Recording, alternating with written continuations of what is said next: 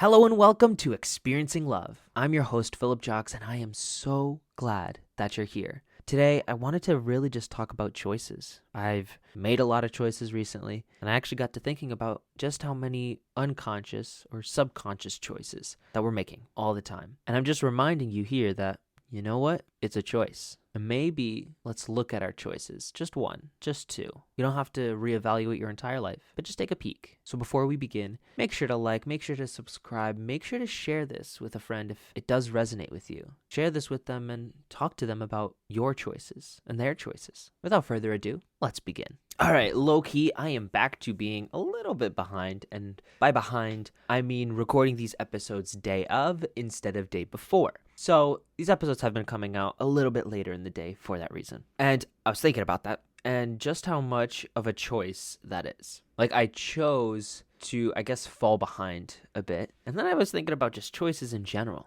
and how many of those that we actually have every single day. Like, have you ever really noticed the unconscious or like the subconscious choices that we're making all the time? Do you notice which foot you start walking with? Because you could physically start with either foot, but you start with one of them. That's a choice. What about the foods that you prefer? Have you ever noticed those times when you just start snacking on something and before you know it, you're halfway done with a bag of chips, wondering what the heck is even going on? How did I get this far? That's a choice as well, but sometimes one that we don't even realize we're making. How about how you feel? Have you ever noticed yourself actually tricking yourself into feeling an emotion? Usually one that's not so helpful, one that's a little bit painful. Maybe you're tricking yourself into being a little frustrated or sad or angry or disappointed or upset. Maybe not everybody does that, but I have that moment more often than I'd like to admit. The one that I get most often happens when my brain does this silly little thing called catastrophizing, which is I get super creative. I go into a daydream type of land, and the daydream turns into a little bit of a nightmare. It takes a dark turn, but I don't leave the daydream. I stay in it, and I wonder, okay, what if? Like, if that were to happen, what would I do? Just in case, let me be prepared. And I used to do this so hard and so long to the point that I would physically get stressed. Like, I would be restless at night and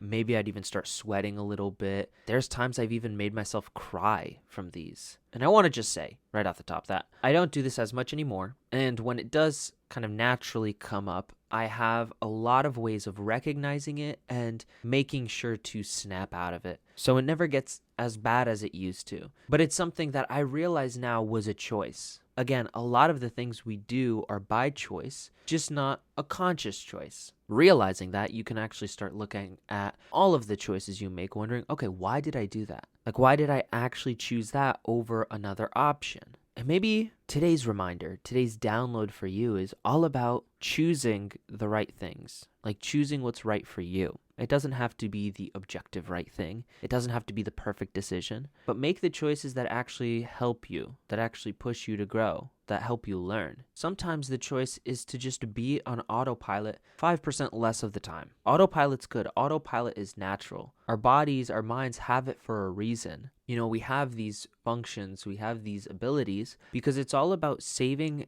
our mind and our body's energy. When we have these scripts, like habits that get triggered and then we do the habit and then we get a reward, it's so that we actually don't have to think about what we're doing. We can just do it. That's good because that means we get to think less and use that energy on other things, maybe physically moving our body or using our minds for problem solving or resourcefulness or communicating, whatever it could be at the time. So it's not bad to be on autopilot, but sometimes it is super helpful to question how we conduct our autopilot. Sometimes it could be super helpful to stop for just a brief moment and make sure that whatever we're doing, whatever the autopilot sequence is, it's one that's actually working for us, one that's actually helping. I'm not saying you have to question your entire life, not at all. Sometimes it just starts one decision at a time. Ask yourself, okay, is this habit working for me? Or is it an old habit that used to serve me? It used to help me. It used to keep me safe. And now it's not doing such a good job. I've had a lot of those. A lot of those things that I've had to say, thank you for protecting me. Thank you for being a part of my life and making me feel safe up until now. But it's time for me to stop doing this. It's time for you to go, because what's helped me in the past isn't exactly what's going to help me in the future. Sometimes having that conversation with yourself and making a very conscious decision, a very conscious choice to do something different is all the difference. And so I want to encourage you to just be a little bit reflective today. Ask yourself a couple more questions.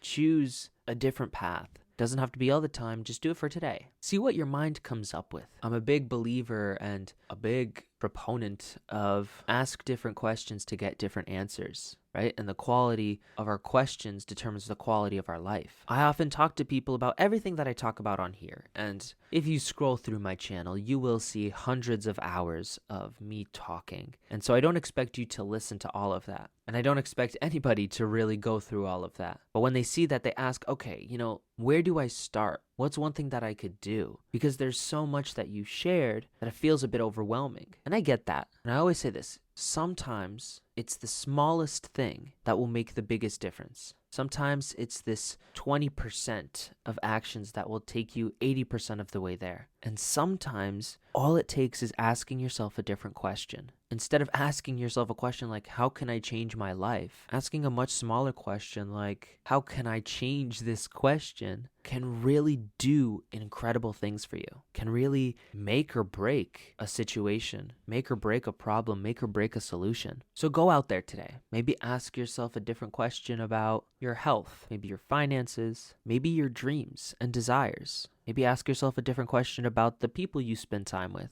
Ask yourself what you really want, not what you're told you should want, but if you can have a perfect day, just one perfect day, what would that look like? Have you ever asked yourself that question? Have you ever chosen to ask yourself what you really want? Because that's also a choice. It's also a choice to do whatever you have to do to live the life that you want to live. We're all making choices every day. Every day we make easy choices. Every day we make maybe some tougher ones, but a choice is a choice. It's in our choices that we get to determine how our life shapes out. And I want the best life for you possible. I want you to build, to grow, to live, to learn, to love, to laugh. And sometimes when someone asks, okay, where do you start? It can start with a simple choice to live a life of love, to live a life of laughing, to live a life of health and vitality, to live a life of adventure. It starts with a choice like that, and not an affirmation, not an incantation, nothing like that. I mean a genuine choice, a genuine decision to do that for yourself. You'll know when you actually make that choice because it's more than just telling yourself that you're going to love more. Honestly, you'll probably tell yourself even less, but you'll start acting like it. It's a very simple thing, not easy, but simple, and 100% worth it. Like I often say, this life of ours is not going to be all easy or all hard, but if we do it right, it'll be all worth it.